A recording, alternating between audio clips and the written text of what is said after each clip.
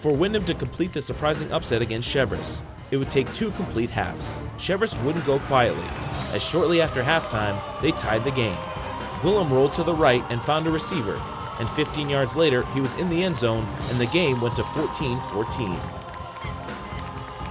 But once again, the Eagles responded. Sophomore Damian Shepard would take the kickoff at the 5-yard line and go to work. Using a combination of speed and good blocking, Damian went 95 yards for a touchdown, sending a message to the Cheverus faithful that Cheverus would also have to play 2 complete halves to earn a victory. The Stags would be backed up at their own goal line on the next possession, and Windham would catch another break as the ball came loose under the pile and the Eagles would recover, setting them up to take a 2-touchdown lead.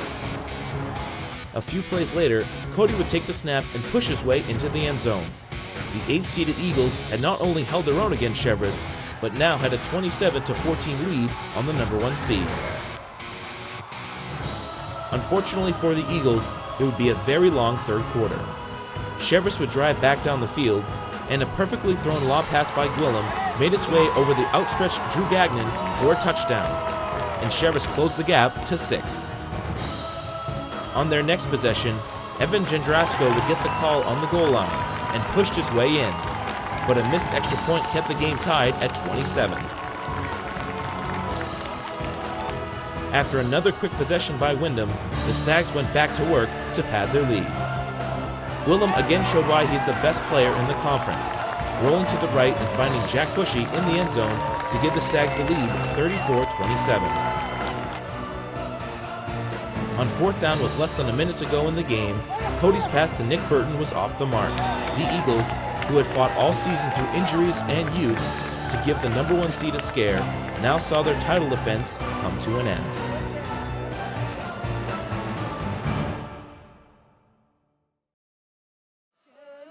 As the second half of the regional final began, it seemed more like an impending coronation rather than a pressure-filled final. Minutes into the second half, Cheverus' chances would take another jump as junior captain Sarah LaCare moved inside the circle and scored in the bottom left corner, and Cheverus doubled its lead to 3-1. The goals just seemed to keep coming. For Chuck, it seemed all too easy on this night. She made her way into the circle, forced a corner, but the play continued, and she used the advantage to dispatch another lethal shot into the back of the goal. For Chuck, it completed her incredible hat trick. For Cheverus, it all but clinched a massive victory for the program.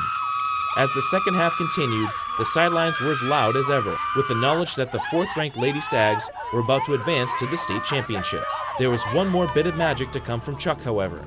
With time winding down, she moved into the circle and let off another drive, which got a deflection and went in for her 4th goal of the game. As the senior came off the field for the final time, the crowd in attendance showed their appreciation for an incredible performance from an incredible player. The seconds ticked away on a 5-2 victory for the Lady Stags. As the players rushed their goalie in celebration, the realization that they had conquered the West finally started to sink in.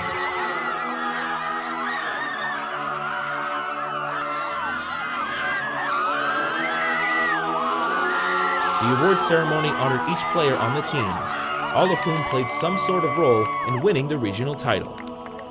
For seniors Lexi Hilton and Emily Sawchuk, the win represented another step for a program which didn't exist a decade ago.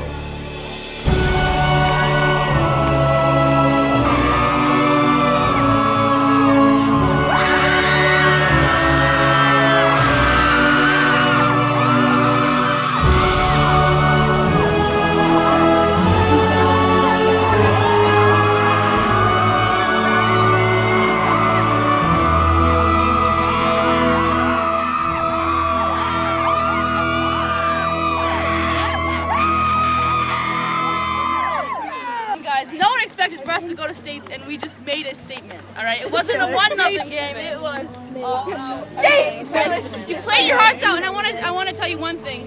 The most, what I'm most proud of is that we went down 1-0 early and we came back. We never gave up. Okay, so no matter what happens on Saturday, we do not give up. All right, 1-0 or we're up 10-0. We're not. We're giving up. Okay? No Guys, way, we baby. celebrate all tonight. This feels so good. It's something that this program has never ever done. Oh my God, I feel amazing. Just going farther than our program has ever gone before. It just feels so great to be a part of it and to play, to be out there and working. We worked so hard for this, and that we got so far is just great. It feels amazing. We've made it this far, but we've never won it. And that's just an amazing feeling. We're going to the championship. There's nothing better than that. We knew we could do anything. No matter if we were down or up, we were giving it our all. We want to go all the way, It's just the heart and the chemistry that we've developed throughout the season. We've had our ups and downs, and we've learned from them, and we've used them as motivation to just bring it and give all we can in playoffs. Chucky has always been amazing, and it's wonderful that she stepped up, and her drives were just phenomenal, scoring those 2 first goals. And we can always rely on her, which is amazing. I'm so confident that we can just come in any team. We can take D1 college teams, and we can just, as long as we play with all our heart, we got anyone. A team which had suffered 4 losses in the regular season, a 6-1 defeat just 3 games before the playoffs, countless players who had never played the sport before, and a starting lineup made up of 6 sophomores had conquered the West.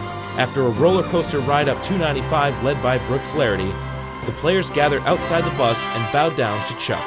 It was a fitting tribute to a quiet leader, who on this night propelled a group of 22 girls to the top of the field hockey world.